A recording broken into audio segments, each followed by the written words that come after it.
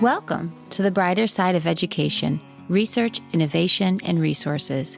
I'm your host, Dr. Lisa Hassler, here to enlighten and brighten the classrooms in America through focused conversation on important topics in education. In each episode, I discuss problems we as teachers and parents are facing and what people are doing in their communities to fix it. What are the variables, and how can we duplicate it to maximize student outcomes? In this episode, we explore ways to help children manage anxiety and build emotional resilience through the power of storytelling and practical strategies. Before we begin our conversation, I'd like to highlight a growing concern in education, the rising rates of anxiety among children and its impact on their learning and overall well-being. Recent research from the Centers for Disease Control and Prevention indicates that anxiety disorders affect approximately 7% of children between the ages of 3 and 17 in the United States. Now, this translates to about 4.4 million children and adolescents struggling with anxiety, which can significantly hinder their educational experiences and social development. A study published in the Journal of Child Psychology and Psychiatry in 2021 found that anxiety in children not only affects their mental health, but also their academic performance, social relationships, and long-term life outcomes. The research emphasizes the need for early intervention and practical strategies to help children manage their anxiety effectively. To understand why addressing anxiety is crucial for learning, we can turn to Abraham Maslow's hierarchy of needs, a foundational theory in psychology and education. Maslow's pyramid illustrates that before individuals can reach self-actualization and achieve their full potential, including effective learning, they must first have their basic needs met. These needs include physiological requirements of safety, love and belonging, and esteem. Now, anxiety, which often stems from unmet needs for safety and security, can significantly impede a child's progress up this hierarchy. When a child is anxious, their focus is on managing their immediate feelings of distress rather than engaging in higher-level cognitive tasks essential for learning. By addressing anxiety, we're essentially helping children feel more secure, which allows them to move up Maslow's hierarchy and become more receptive to learning and personal growth. Now, this is where innovative approaches like using storytelling and age-appropriate explanations of brain function can play a crucial role. By providing children with tools to understand and manage their emotions, we can potentially mitigate the negative impacts of anxiety on their educational journey and overall development. These strategies align with Maslow's theory by helping children feel safer and more in control, thereby creating a stronger foundation for learning and self-actualization. Today, we are joined by Dr. Anna Housley-Juster, a licensed mental health clinician, education consultant, and children's book author who firmly believes in the power of play. With experiences as a teacher as well as director in children's media, Dr. Housley brings a wealth of knowledge to our discussion. Her work as director of content for Sesame Street has given her unique insights into creating engaging educational content for children. Dr. Juster's work spans mental and behavioral health, curriculum development, and innovative practices to support children's learning and emotional well-being. Dr. Housley-Juster, welcome to the show. Thank you. So your new children's book, How to Train Your Amygdala, which I have right here. It's amazing, by the way. Really love it. It tackles the complex topic of anxiety in children. So could you explain what inspired you to write this book and why you chose to focus on the amygdala? So the idea for this book evolved from my direct clinical practice with very young children, and especially during COVID when I was doing only telehealth. I got to see into kids' lives a little bit more than you do when you're in the office. And there was a point where I had a client who I was working with who was about 8 or so, sitting with her cat on her lap in front of her Chromebook. And she was stroking her cat as we were doing psychoeducation about how she was managing the stress that was coming up at home and her anxiety. And we realized together that as she was calming her cat by relaxing it, by calming it, by sort of being there present and being kind and empathetic and sweet, she was using a strategy that you could use also for your brain. And specifically, we were talking about the amygdala and the way that the amygdala, it's kind of the usual suspect for the alarm system in the brain. And so I wanted to take sort of some of the work I was doing directly in the storytelling that was coming up in practice and try to put it into a way that I could then use it again with my own clients, but then it could become accessible to others. Typically, the books I was reading with kids about anxiety and worry tend to focus on there being a dragon in your brain, a monster that's anxiety, which I think can work for some kids. It's also pretty distressing for some kids to think that there's like a bad monster in yourself that you're pushing away against. So the goal with How to Train Your Amygdala is to take the power of story that evolved from my work and make it accessible, but with humor and compassion for the amygdala, because it is a fun word to say and it does get itself in a lot of trouble, but we need to love it and we need to align with it in order to have the brain-body connection that can lead to the skills that will actually help to calm anxiety. So that's the backstory. Yeah. And I like how in the book you talk about its purpose to keeping us alive. It is a survival thing. So there's a really good reason why we have it and why we need it. And in the book you talked about the metaphor of the amygdala being an alarm. How does that resonate with a child to understand anxiety a little bit better? Yeah. I mean, I think the first thing that we think about when we think about an alarm is an emergency. And that is what the amygdala perceives. So just like you said, the example in the book is, imagine you are about to cross the street and suddenly a car takes the turn. You don't see anything at first, and then it's speeding toward you. The reason the amygdala is necessary for survival is that the amygdala can register the direct information from the eyes and stop your muscles from moving forward before you even think about the car. It bypasses cortex. It bypasses thought, because it would be really bad in that minute if we stopped and thought like, I think there's a car coming towards me. And I see that the perspective of that driver is that they are not slowing down. Therefore, what I need to do is stop. And so I help kids understand that sometimes we need alarm. We need urgent. We need that mechanism in the brain. And the world is not actually as scary as our amygdala thinks it is. The world is a very scary place right now. And I have a lot of kids managing a lot of fear, which is understandable. And a lot of the time, the amygdala is this lovable, overzealous piece of us that so desperately wants to protect us and just sometimes gets it wrong. And what I help kids understand is with the alarm, it's actually something you're probably going to feel first before you register it. So you'll notice the effect of alarm as rapid heart rate, nauseousness, breathing up in the top of the lungs, because now your body's trying to get as much oxygen as possible because it's getting ready to run away, to flee or to fight. So we tune into the alarm in the body, what that feels like. And now then we're layering on the psychoeducation. This doesn't just have to happen to you as if it's out of your control, as if you never will be able to contain that alarm. It's an alarm you could slow down, quiet, train, basically. Yeah. Yeah. And you go through a lot of those responses, the various coping strategies for anxiety in your book. Do you want to share a couple of them? Maybe that parents or educators can use? Yes, there's 3 main strategies that come up in this book, and they're really deeply tied to evidence-based practice. Like, we know that these strategies work. And every child is different, and every adult is different in some ways. So the most important thing is that you would use the book as a catalyst for a conversation about what works for you to train your amygdala. So for some kids, it might be listening to music. It could be taking a walk away from whatever was distressing. It could be a hug. It could be having your hair brushed or braided. So it really needs to be specific to a context and a person.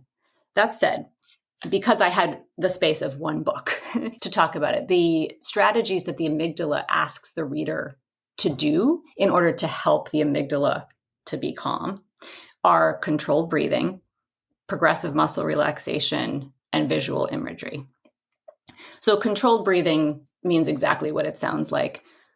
Breathing is the only autonomic function that we have that is both autonomic. We don't have to wake up in the morning and decide to breathe, although it's a good idea because a lot of times we're holding our breath, and we can control it. And that's neurofeedback, basically. So when you control your breath, you're sending a message back to your amygdala and the other sort of threat response components of the brain and the body to say, listen, if we were being chased by a lion, we would not be pausing to take these long, deep breaths. We'd be rushing as fast as we could to get away from the actual danger that would be causing actual fear.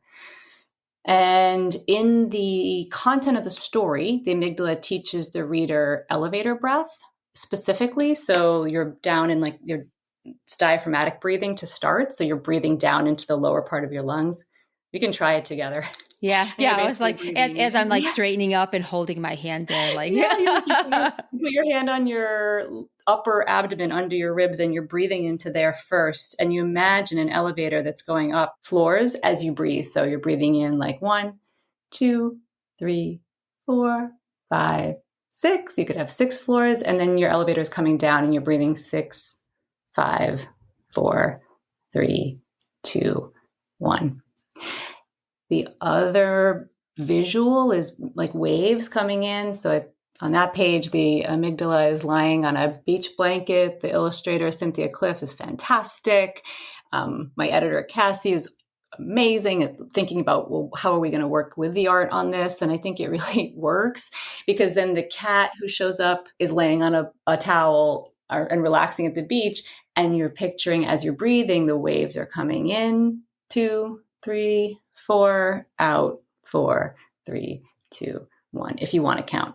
Yeah, so there's controlled breath, and there's a section at the back that's for parents and educators, and a section for kids that's like the amygdala training manual that teach other strategies like figure 8 breathing or lazy 8 breathing, square breathing, and dragon breath. Because sometimes if there's any parents or teachers out there that have offered children a breathing strategy when they're already in threat response mode, nope. Not for some kids. That's actually activating because it's like you don't see the threat that my brain is experiencing right now. So if you're slowing down and asking me to take deep breath, that means we're both going to get eaten by the lion, and that's scary. So you kind of have to time it well. And dragon breath is when you just get it all out. So it's like you take a giant deep breath in and blow out like you're blowing out flames. You can either think of it like you want to blow out the fire or you're breathing fire, right? Because now you are in big threat response modes. Someone just threw a toy at your head in your preschool classroom or something, and you are now going into fight response mode. So there's various ways to do controlled breathing. And then progressive muscle relaxation is intentionally tightening and releasing muscles in a way that, again, teaches the brain, we wouldn't be doing this intentionally if what we were doing was pumping blood into the major muscle groups in order to sprint away as quickly as possible, right? So if you picture a 2-year-old tantrum, I know, like what does it look like in the body? It's like as tight as possible. It's like Frankenstein tight. Like you're just like, that's because that body is getting ready to fight. And maybe that child does, throw a punch, kick, try to bite. When you teach that child to intentionally tighten and release muscles, the child is using other areas of the brain and then the body to control the response, and that's calming. The third is visual imagery, which is essentially a fancy way to say imagination, which is using your thoughts. The other two are body-based, back to the brain sort of input, and this is to use thoughts, which activates other areas of the brain, to picture a place where you feel safe, and that can be very calming to the amygdala. Yeah, absolutely. I was just thinking about the little girl who was petting a cat, and they actually sell a toy to help with anxiety. That's this little cat. You pet it, and as you're petting it, then the purring calms down. So by helping the cat relax by petting, you're actually then helping yourself. Yes, most definitely. Yeah. I have to get that. And people have written to me and said they want a plush amygdala, they want something to squeeze. Yes. Because when the amygdala practices the squeezing and releasing, it squeezes a teddy bear. Yes. And then the kitten, who is sort of, as the plot unfolds, it's the kitten that's at the door delivering a large cheese pizza. And the amygdala thinks it's this dangerous, scary dragon or creature or something that's coming in to attack. And then that kitten shows up on the other pages, and you can see how the kitten relaxes throughout the book, along with the two kids that are featured in the book, the characters that are kind of helping the amygdala and team train your amygdala. So there's this kitten is kind of throughout, and it kind of makes sense because you can see in animals, what it looks like when your dog or your cat is in threat response mode. Right. right? Yeah, you do. Like, and of course, they are also prone to their amygdala, sending them down a path of danger when there actually isn't any threat. Like it's just the male. But my dog, for example, is in full panic mode when the mail arrives every time. Somebody is here. Oh, Yeah, protect us. exactly. Yes. So your approach combines then storytelling and factual information about brain function. So how do you think the combination enhances children's understanding and engagement with the topic of anxiety management? I mean, I think that if you ever want a child to tune into anything at all, I'm a previous teacher and my years at Sesame Street taught me you have to make it fun and playful, and that serious things can be taught with comedy, right? So Yes. we're talking about something that's really important, and it's a story about how your brain functions. And some people have said to me, can kids really learn how to say the word amygdala? Absolutely. It's not that different from the word rectangle. It's not really any more difficult. Yeah. It's just that adults don't know it yet, right? Yeah. Because we're playing catch up with science. And we're playing catch up with brain development over millions and thousands of years. But so I think to have a compelling story is the primary objective. Yes. And then you're thinking, what am I teaching? Like they have to develop in tandem with one another. Yeah. So I did not want it to be didactic. I was looking for how to balance that idea of good story with what the hope is that children would take away from an educational messaging standpoint. Right? It's the hook of an interesting story, and then you're giving them the information. That's actually very satisfying. And it is kind of a Sesame Street thing when you think about it, because they are drawing the kids in, the characters, the lovable, fun, yet the situations and the stories that go along with threading into the skill. And so, Yes. and so then that is like they have fun learning. Yeah. And you have to care about your character. I mean, the child has to connect in some way and care about the outcome, right? Because if you don't care, if there isn't an intrinsic motivation towards it, you're going to literally walk away from the book, right? Or Right. the TV screen or the iPad. I mean, you have to care in some way. And I hope that comes across, because what I'm really hoping is that kids identify with this process, that the alarm can sometimes go off, even if it's not an actual emergency, and think about the amygdala as part of themselves, and therefore not blame themselves for anxiety and whatever shows up in their behavior when they are feeling anxious, because I don't believe there are any bad parts of a child. But kids who have a lot of anxiety, especially if it comes out as what we see as anger with behaviors that get them in a lot of trouble at school and at home, Right. Then they can start to internalize, like there's something wrong with me, something is bad about me. And so I'm hoping that by the caring about the story and the character, they align with this idea that it's teamwork. Right. We're working on this together, and it's not that there's something wrong with you. Also, I've seen children have anxiety, and what it does is it occupies their thoughts. And Yes. so instead of focusing on the engagement in the classroom, they're distracted because they're focusing on this feeling and this emotion that's overwhelming them. And then what ends up happening is then they don't know what's going on in the class, and there are, maybe little gaps in their knowledge or knowing. So then I could see where then there's this feeling of, I'm not doing well. And so you talk about the importance of practice. And so Yes. why is it so important for them to be practicing these skills? It's so important to practice, because it's like anything else. When something becomes a practice and a habit, and in this case, it actually changes the architecture of the brain, you can create new neural pathways and new circuitry. Okay. So that you may not get so escalated in the future. Yeah. But also, if you do, you know how to come back to your tools. And it's really important for adults to do the same thing. Yeah. Sometimes we have to tune into our own threat response and have our own practice of how to regulate before we can engage with a child. Because if both a child and an adult are in threat response mode, and one amygdala is just raging at the other, or one is running away because they're going into freeze or flight, Yeah. then the child's out of the room, down the hall, maybe out of the school building.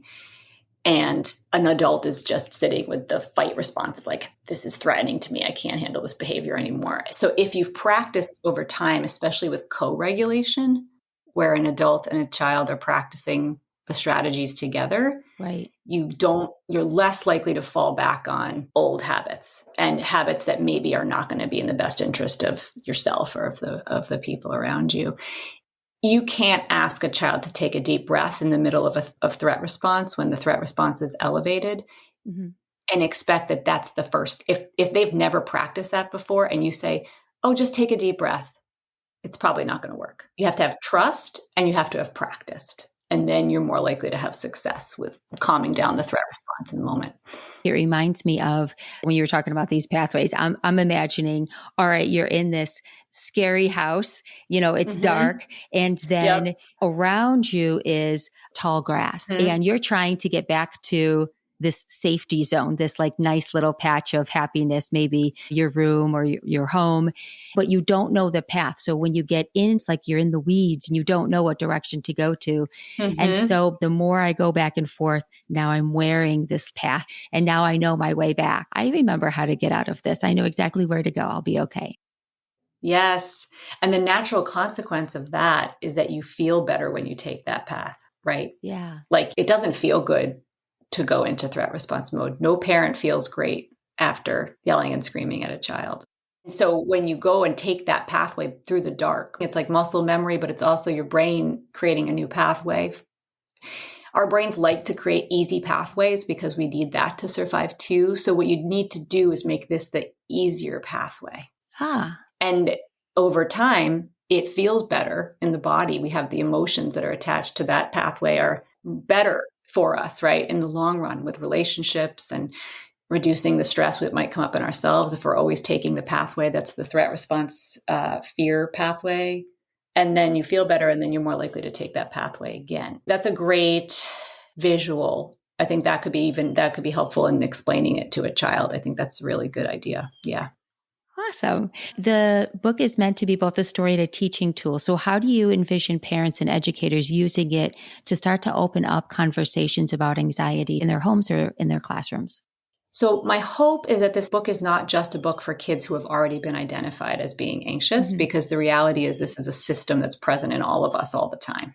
Right. Like even if you don't have a diagnosable anxiety disorder, even if you don't have a ton of worry, it is good to know how your brain works. Right. So my hope is that this is just a book that anybody could pick up and read with a child. And it could also be an intervention.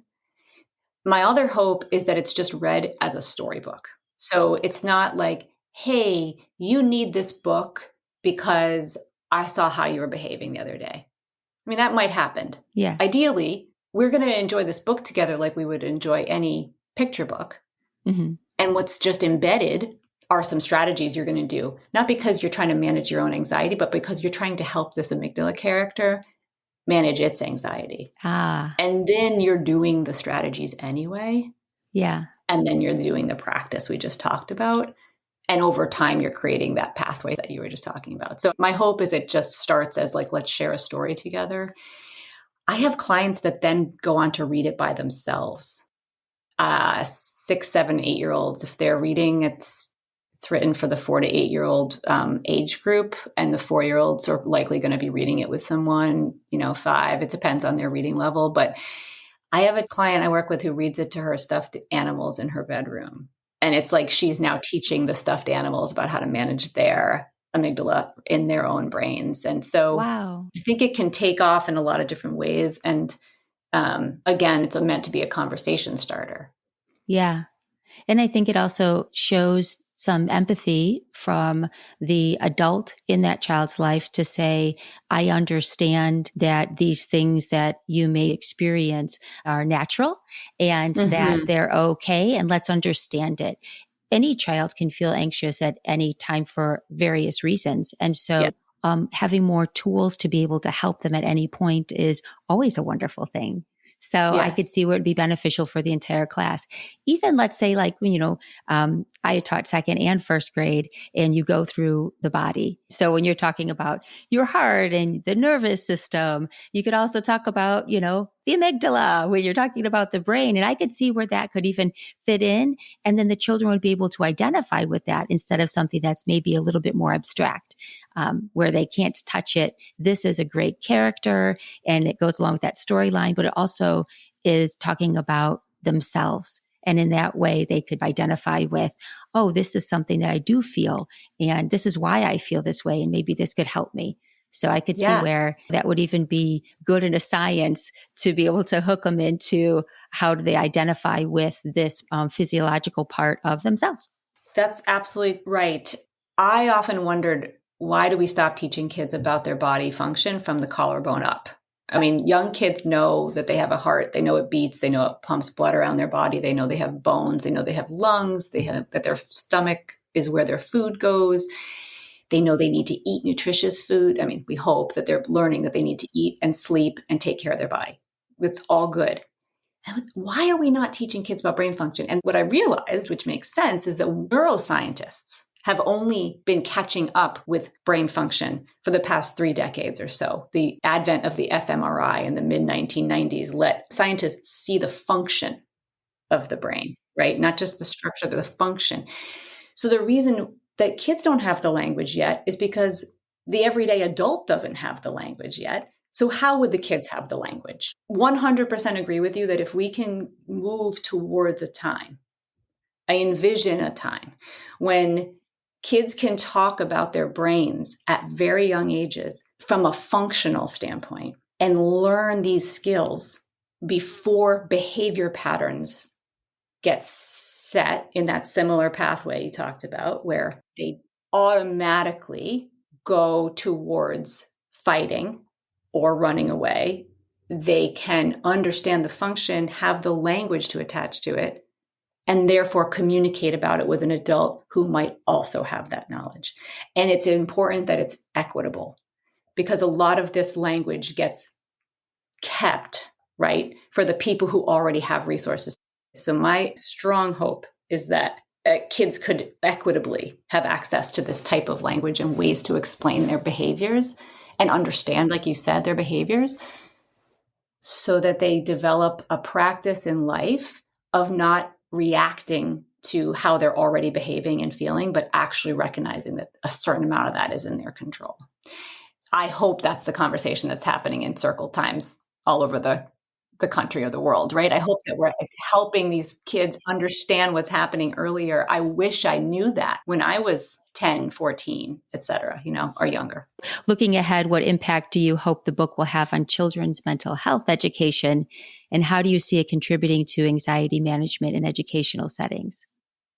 I hope that both adults and children and teens can be less in reactive mode and more in protective factor mode, because of building trust and aligning in what's happening in the brain.